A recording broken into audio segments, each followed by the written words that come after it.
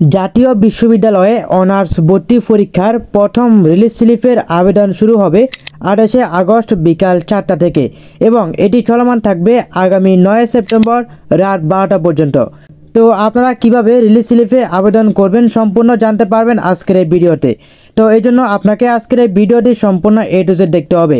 আর আপনি যদি এখনও পর্যন্ত সিমন টেক পয়েন্ট ইউটিউব চ্যানেলটিকে সাবস্ক্রাইব করে না থাকেন, অবশ্যই চ্যানেলটিকে সাবস্ক্রাইব করে পাশে থাকা বেল আইকনটিকে অন করে দিবেন পরবর্তী আপডেট সবার আগে পাওয়ার জন্য। So let's get start. প্রথমে চলে আসবেন আপনারা আপনাদের মোবাইল থেকে গুগল ক্রোম ব্রাউজারে, দেন এখানে লিখে সার্চ করবেন NU অ্যাডমিশন।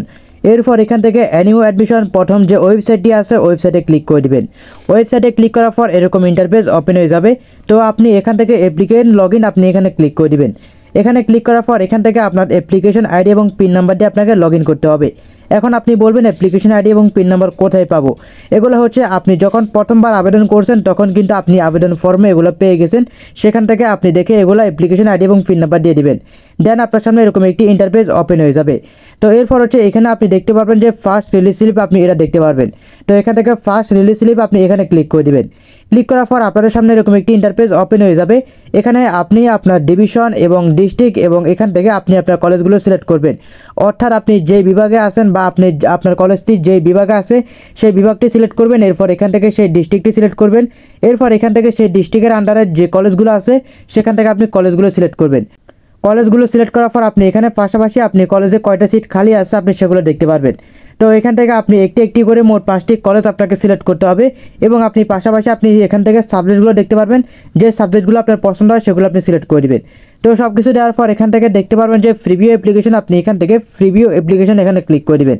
ক্লিক করার পর এখান থেকে আপনি যে কলেজগুলো আবেদন করছেন বা যে সাবজেক্টগুলো সিলেক্ট করছেন সেগুলো দেখতে পারবেন। তো এখানে আপনি সব কিছু দেখবেন যে সব কিছু ঠিক আছে কিনা। সব কিছু ঠিক থাকার পর আপনি এখান থেকে সাবমিট অ্যাপ্লিকেশন এখানে ক্লিক করে দিবেন। সাবমিটে ক্লিক করার পর এখান থেকে আপনার অ্যাপ্লিকেশনটি সাবমিট করা হয়ে যাবে। তো আপনার অ্যাপ্লিকেশনটি সাবমিট করার পর আপনি এখানে দেখতে পাচ্ছেন যে ডাউনলোড পিডিএফ, অর্থাৎ আপনাকে এখন পিডিএফটি ডাউনলোড করতে বলেছে। আর এই পিডিএফটি কিন্তু আপনার কলেজে জমা দেওয়া লাগবে না, এটি জাস্ট আপনি আপনার নিজের কাছে রাখবেন।